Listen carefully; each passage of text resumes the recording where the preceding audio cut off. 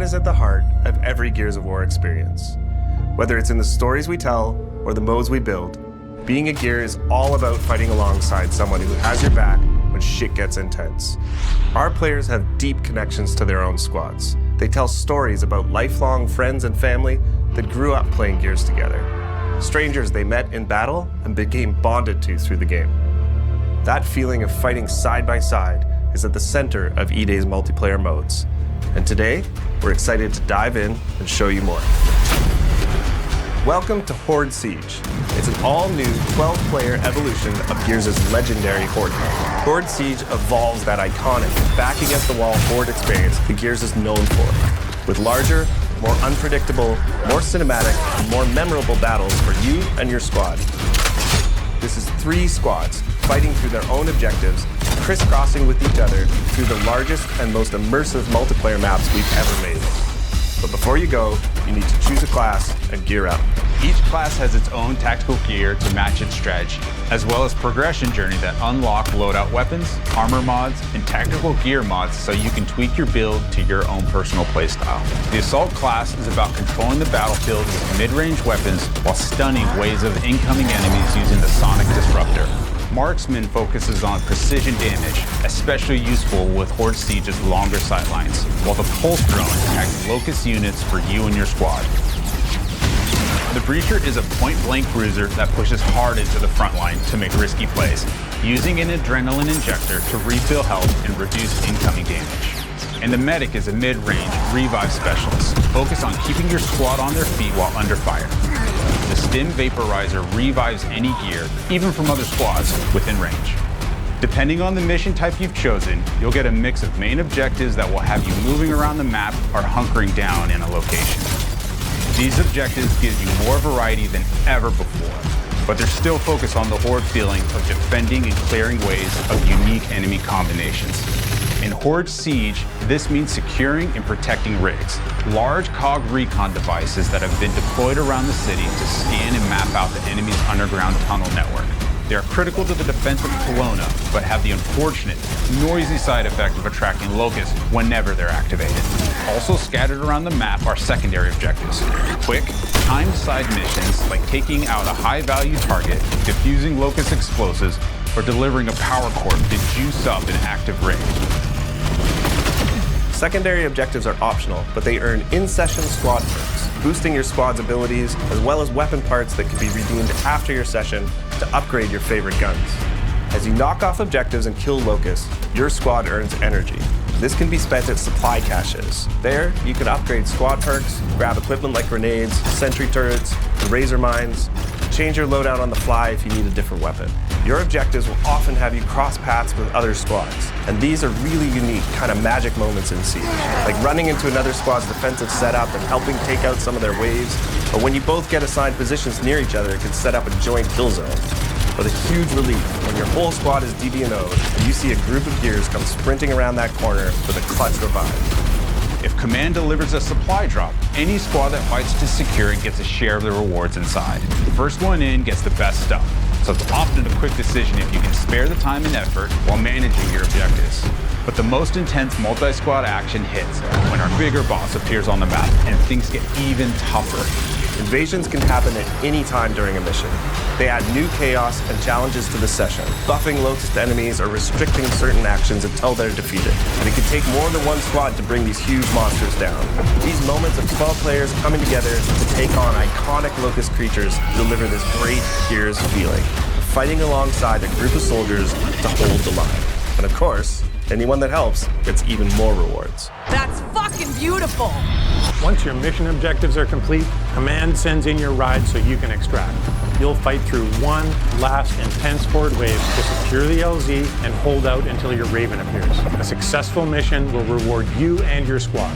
While you don't technically all need to make it back to the chopper, your rewards might suffer a bit if you leave your comrades behind.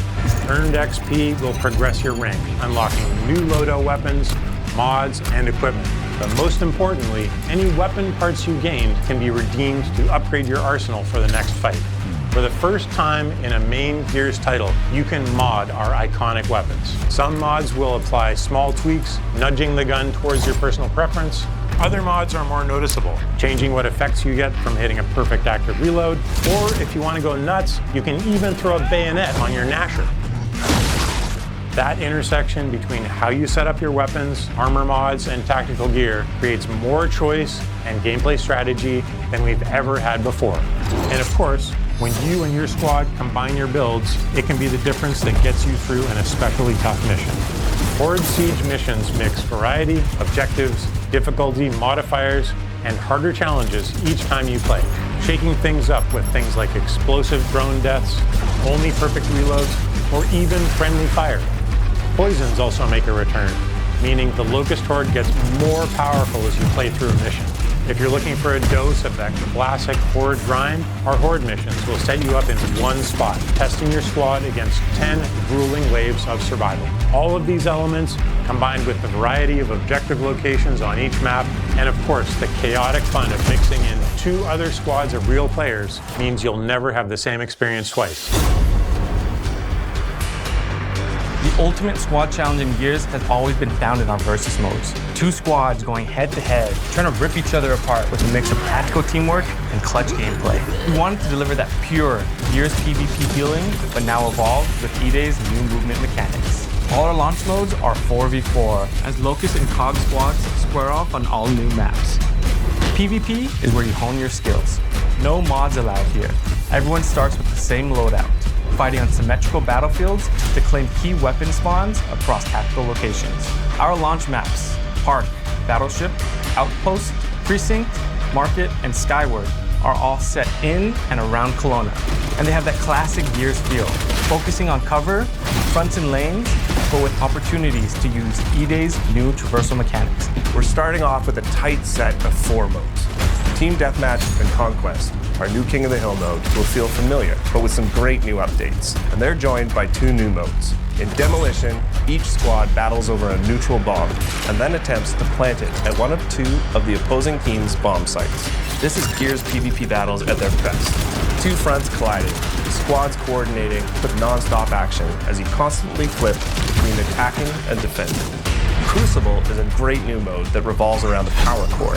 Whoever holds it gains points, but the scoring zone shrinks and it moves as the round goes on. This means the fight is always coming to you. The power core's one charged shot could strip the flesh right off an enemy, so well-timed defensive play can lock in that win. After launch, we'll be adding in new maps, modes, and events to keep things fresh, including some favorites that we're excited to bring back. Gears of War E-Day is a new game, built from scratch to feel like Gears, play like new. So whether you're a Gears veteran or jumping in for the first time, it was important to us that there was a place to get familiar with the gameplay mechanics. Our short bootcamp tutorial will walk you through the basics, but we've also included a combat training space where you can test out weapons, movement, and even go up against some short Locust encounters to get some reps in. We have pre-made control schemes for all types of players. If none of them fit you perfectly, you can always customize one to your liking. When you're feeling ready to pop some heads, Versus is set up with 2 main ways to play. Jump into social to get into the fight and roll through some matches. Or you can even choose a playlist, play against bots as you continue to train your skills. If you're feeling up to it, join Ranked to get sweaty and test yourself in more competitive playlists while earning exclusive rewards. Almost all our character skins are based directly in the lore, themes, and events of the Gears universe.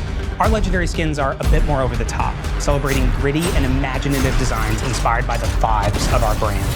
When it comes to collecting and growing your own collection of customization items in E-Day, we've taken a more old-school inspired approach. That means nearly every single piece of customization in E-Day can be earned by just playing the game. You'll unlock new items through completing seasonal and event challenges, unlocking achievements, and by earning medals from our classic medal system. Everything else can be obtained by completing matches and earning coins, which unlock items in the barracks. We'll have a few things that are pay-only, but they're limited to our premium edition items and charity or partner content like the Ride the Lightning weapon skin set we've created in partnership with Metallica. Every season, we'll grow our lineup of COG and Locust characters, as well as adding new weapon skins, poses, customization elements, challenges, medals, and events. All of this is to say, there's no battle pass, no pay to win, no bullshit. Play what you want, chase the unlocks you think are the coolest, and we'll have themed seasonal updates that bring in loads of new kick-ass content. Horde Siege and Gears Versus. Epic PvE battles and tight PvP combat that deliver on that intense Gears action in a totally new game. So grab your squad and join the fight. Early access to the open beta begins August 6th on Xbox, PC, and Steam. And we can't wait for you to get your hands on Gears of War E-Day. We'll see you on the battlefield.